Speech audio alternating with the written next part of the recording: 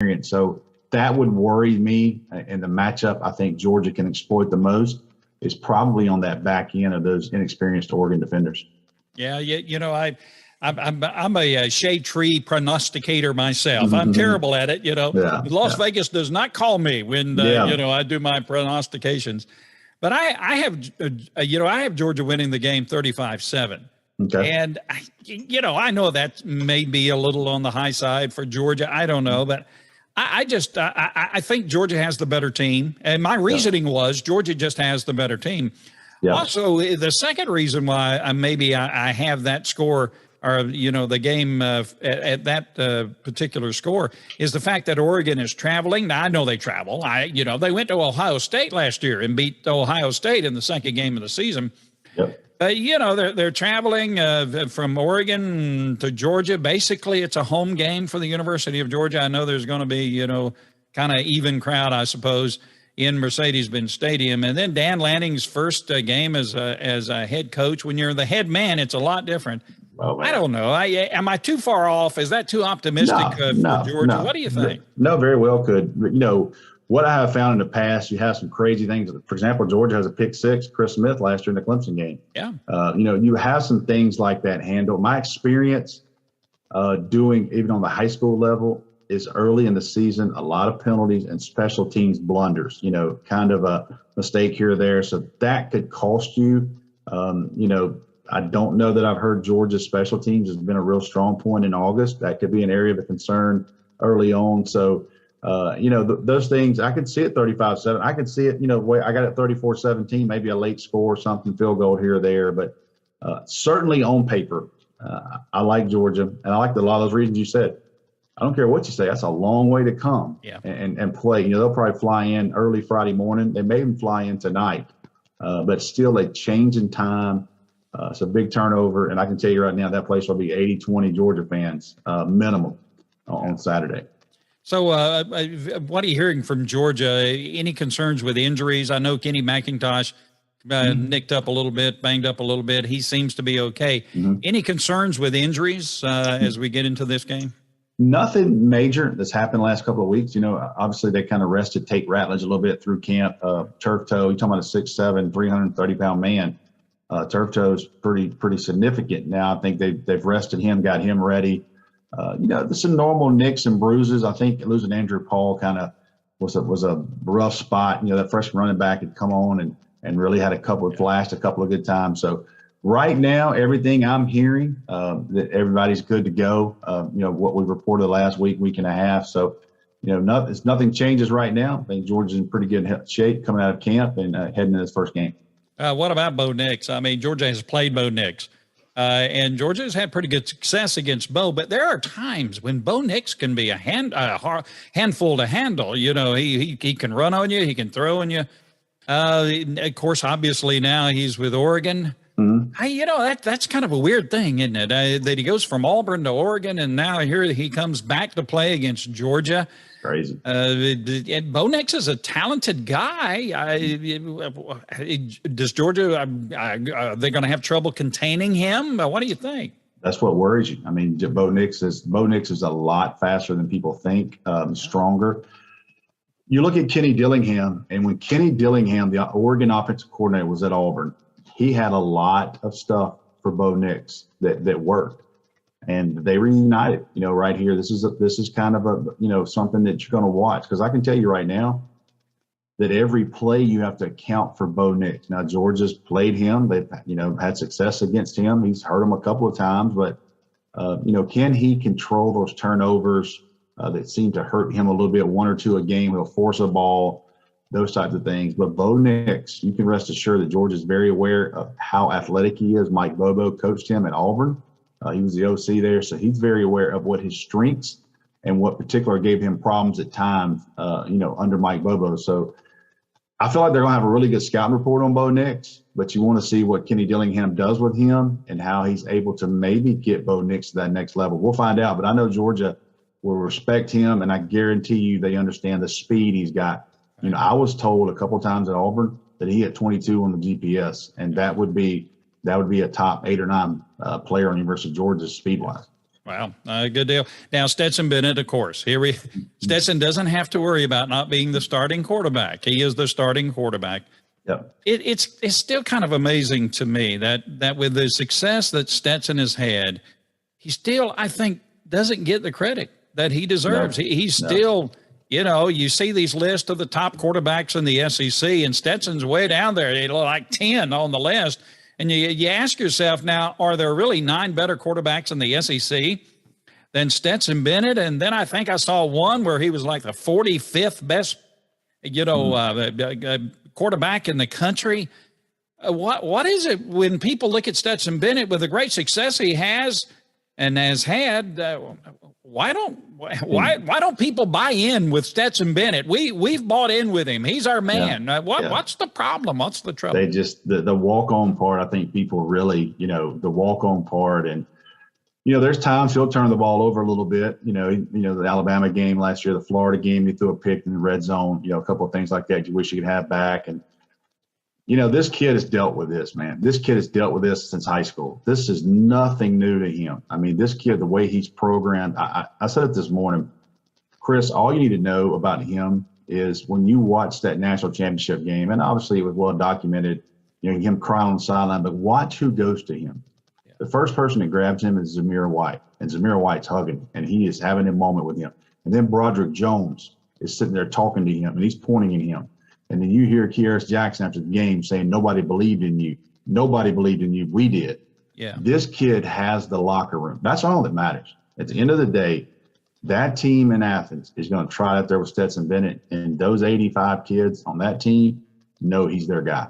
Yeah. And I like his new haircut, too. I mean, little buzz cut. Got him a GI cut, man. Yeah, When I had hair, when I was young, my dad really loved our local barber, and so to have an excuse to go visit the barber, he would take me constantly to see the barber, his fishing buddy, and I would get a GI. You got that high, you kept that high and tight, didn't you? Yes, sir. And I tell you, when you wear a haircut like that, you mean business. It's a sign you mean business. I looked over some of the predictions you made. A couple of weeks back for Georgia, and you predicted the games. And obviously that's a lot of fun, to look and say, well, this is going to happen. That's going to happen. I shared it with, some folks, and somebody asked me, he said, well, I love Rusty, but he has no shutouts for Georgia. He has Tennessee scoring 27 points and Mississippi State scoring 23 points.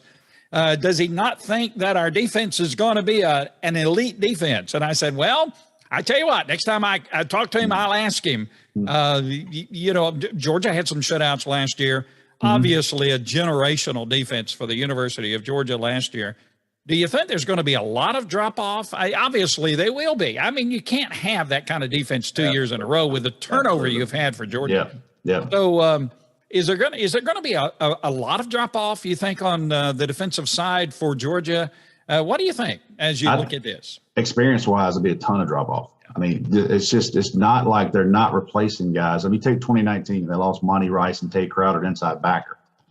And I remember thinking, man, they lost two guys that played a ton of snaps. Well, they replaced them with Quay Walker, Channing Tindall, and Nakobe Dean. Yeah, in the NFL now. Those are all major league NFL guys, but it took them a little bit. So they're, now they lose Tyndall, Quay Walker, and Nakobe Dean. And not only did you lose those guys, you lost leaders in the locker room. Right. So, I just think with that, I think Georgia fans, Georgia was the most suffocating defense that I think I've ever witnessed, kind of in my time. Like if you got up 14, it was over. Like Kirby Smart would literally, and I don't mean this in this way, but defensively, he would choke you out. He would suffocate you into saying, we got to get a point here or we're not going to score. This game's over. I mean, they would 3-and-out you to death. So I think if you look, let's take those two games, for example, and I would ask that person this. Tennessee's in their second year under Josh Heupel. They got a very talented quarterback returning. They were giving Georgia fits at times last year, and they were the one team that really kind of, Georgia closed that thing off, but there was a time in that game it was really, really close, and they were giving Georgia problems. Mississippi State has 17 returning starters. Oh, by the way, they have a very good quarterback coming back. And you go to Starkville. It's just hard to shut teams like that out and down. You got to outscore them, and you got to get your breaks. But maybe it's a little much, but to say that Georgia's going to have a bunch of shutouts, I would be surprised. I do think they're going to have a very talented defense, and they're replacing guys with NFL guys. It just takes a minute to get that going. And I think as the year goes on, Georgia's going to be hard to deal with defensively. Early on, I think I'll find a way to score some points. Yeah. Well, what about freshmen? Do you see any freshmen offensively or defensively for Georgia that will have an impact? Some new faces. Brock Bowers came out of nowhere last year and All-American. So what do you think about that? Any new faces that we're going to really focus on offensively or defensively for Georgia? Two guys real quick. Malachi Starks, who was a 5-star at Jefferson High School, and Michael Williams, who was a 5-star at Columbus, Georgia. And they play critical positions. Now, when I say that, Michael Williams can rush the passer. He's an athletic guy, gets a lot of comparisons to Trayvon Walker. And I said that long ago, like character-wise, this kid reminds me of Trayvon. I covered Trayvon from 10th grade on. I did Trayvon's commitment on TV. I know his fan was Dad was a Marine. I know what type of DNA that Trayvon Walker is. He's cut from that same cloth Michael Williams is. Loves football, works hard, could care less about things outside of football. He is focused on getting his craft and getting after people. I'm telling you right now, he's not going to start Saturday, but whoever's in front of him is going to have their hands full all year because this kid is not going to let off the gas. Malachi Starks, Georgia doesn't have anybody in the secondary like him. Now, Keely Ringo plays corner, and Keely Ringo is that guy on the edge, but you look in the back end, there's nobody in that room. Now, it's going to take him a little bit because he's a true freshman, but you're talking about a guy that's 6'2", 200 pounds. He's a 10-500 meter. He's a 24/7 long jumper, which is insane at his size. As the year goes on, Georgia's got a guy that is going to be a difference maker in the back end, and that is hard to find. So you got a pass rusher and you got defense. You got deep. Now, you can get picky with Georgia, and I think they really did a good job with their pass rush, protecting their back end last year because they didn't have guys that could run. William Poole, not a burner. Chris Smith, not a burner. Dan Jackson, very good player, not really a big body safety type. That's what I mean. When this guy entered the building, he helped that room immediately. Yeah. So as I look over your predictions, so you think probably Mississippi State's going to be the biggest challenge for Georgia, simply because you're in Starkville. And you're coming off the Tennessee, Florida. You're coming off two emotional games, and defensively, Mississippi State stresses you so much in the passing game because you have to be patient. You can't sit there and Mississippi State gave Georgia fits 2 years ago in Athens. I mean, they gave Georgia fits.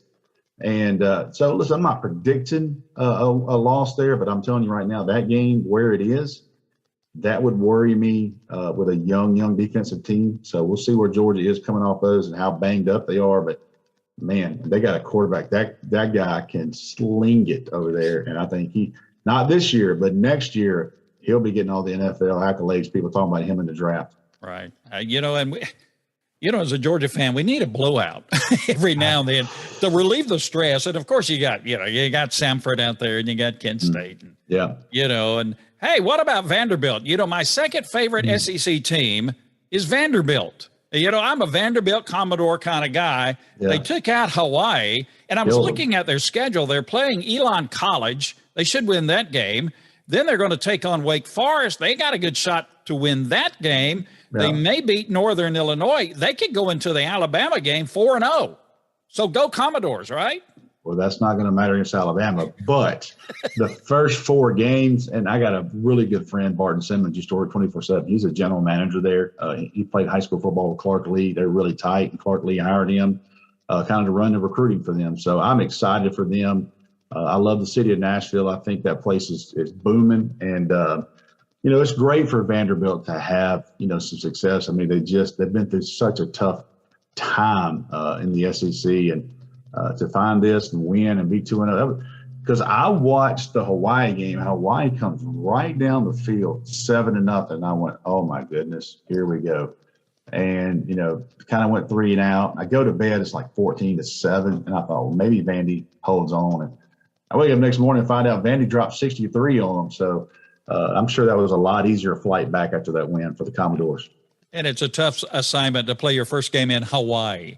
They were there for 8 days. Yeah. How did you keep your kids' concentration on the game when you're in Hawaii? Well, unfortunately, they lost 2. So two were dismissed from the team last night for their behavior in Hawaii. So you hate to hear that. You hate to hear those things, but they are college kids. They're out there for 8 days, and but at the end of the day, they came back with a W. Seemed to be healthy, and root for those guys as well.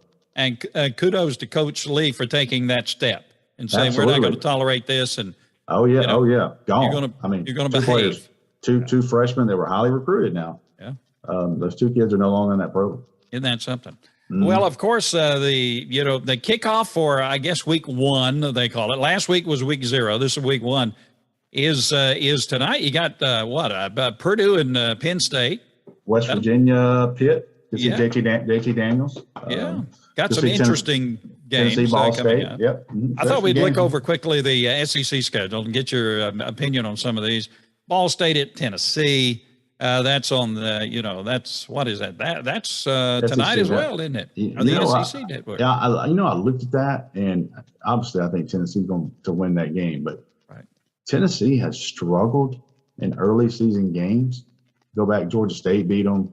They've had some games, and this is a different staff, I know, but they've had some games where, they've started on some Thursday nights and made some games a lot closer than they should be. So that'll be worth tuning in just to see how they handle that. And they're getting a lot of pats on the back from people about how good a season they had last year. And, Tennessee fans they're ready to roll. So we'll see tonight with that thing. And but I'm interested in watching JT Daniels versus Pittsburgh. Yeah, that'll be great. I hope JT has a great season. I really do. He's a good guy, quality guy, great teammate. And so I hope he has a quality season. Louisiana Tech takes on Missouri. That'll be tonight as well on ESPNU. What do you think about Missouri? Anything there in Columbia? It was just no. I not yet. I want to see some things out of Missouri. I know Luther Burden, they got a wide receiver that Georgia. Georgia went after him, and you start talking about game-changing playmaker. Georgia would love to have him, but so interesting to see how he does early on. Yeah. Then you have Sam Houston at Texas A&M on the SEC Network, and that is on Saturday. Georgia, Oregon, obviously. Cincinnati at Arkansas on Saturday at 3:30. That'll be a kind of an interesting game. Cincinnati traveling to Arkansas. I'm anxious to see what the Razorbacks are going to look like this year. You're talking about deep now. Now, listen, they have a better team this year. They have a better team than last year, but they also got a crazy hard schedule. Yeah. So we'll see how that game goes. If they beat Ole Miss last year on that 2-point play, they win 10 games. Yeah. They beat Texas A&M. They beat LSU. They beat Mississippi State. The only team that ran them out of the building was Georgia. Yeah. They put 34 in Alabama, and Alabama comes there this year. Right. So, Arkansas, I'm interested in seeing them. They won't catch anybody off guard ever again now with Sam Pittman. So this is a big game for them. You got Troy at Ole Miss. That's all. That'll be a lot of fun. Saturday at 4 o'clock. Yeah. And a very interesting game. Then Saturday night, 7 p.m. on ESPN, Utah at Florida. Utah's number 7th ranked team in the country coming into Gainesville. Utah, I think, is like, a 4-point favorite or something in that game.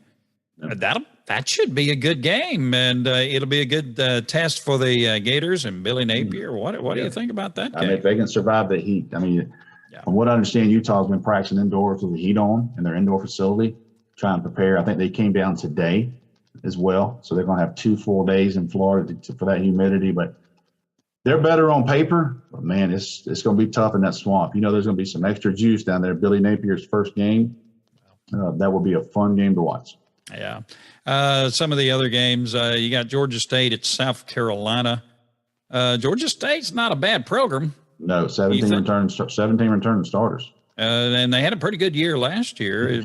Yeah. Could there be a chance for a surprise in Columbia? And you throw in Sean Elliott, who was there. I'm telling you right now, I don't bet. But if I was a betting man, that 13.5 from Georgia State is very attractive to me. Yeah.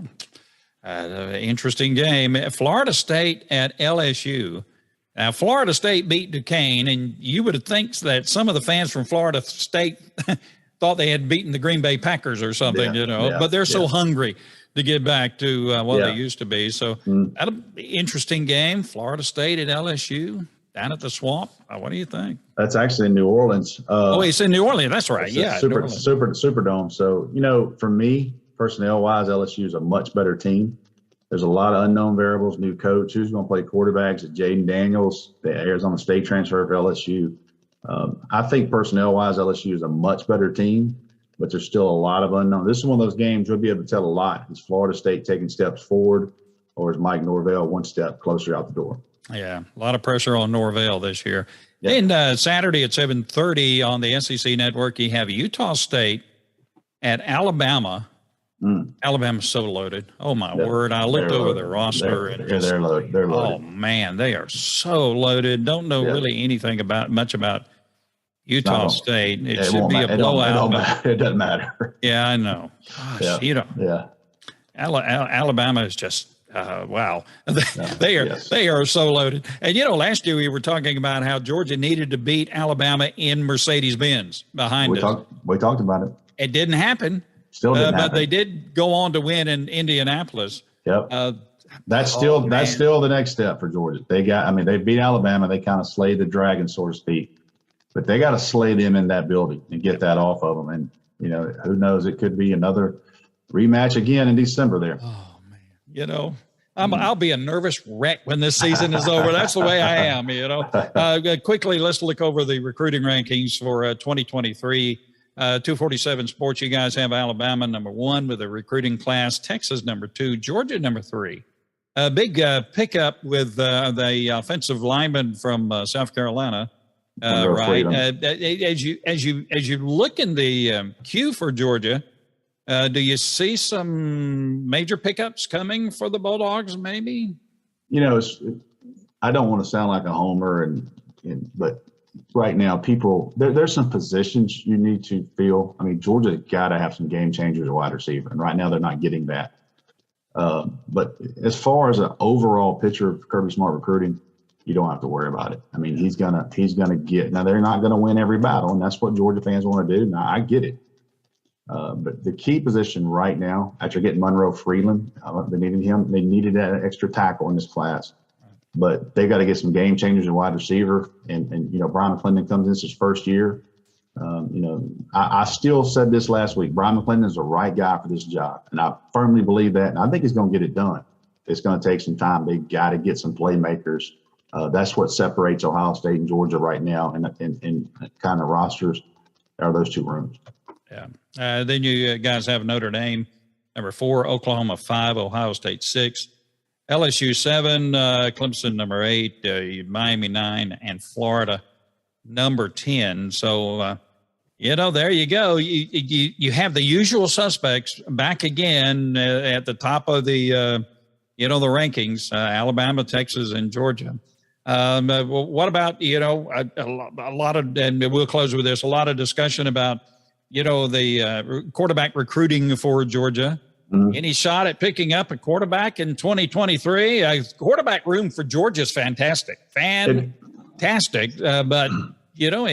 any possibility of picking up a quarterback in 2023? Let me say this real quick before I jump on this next one. The transfer portal has changed quarterback recruiting. So I don't know what Georgia's room going to look like in December. That's just, I'm not trying to put people in panic mode, but somebody's going to leave. That's just the number of it. Somebody will leave, and then what does that do for the Georgia job? If they don't get a guy in 23, does it make it look more, attractive for a 23 transfer? So, quarterback recruiting and transfer portal, it is hard to predict now. Yeah, and I saw there were 4 major colleges who did not have anybody to come into their program through the transfer portal: Army, Navy, Air Force, and Georgia. Yeah. So, this year. Yeah, this year. Well, Rusty, it has been so good to have you with us today. And I know you're a busy man, and, we'll be talking to you again soon. And just keep it going, okay? And thank you for being with us. Tell your son I said hello, and I'll see you guys soon, I'm sure.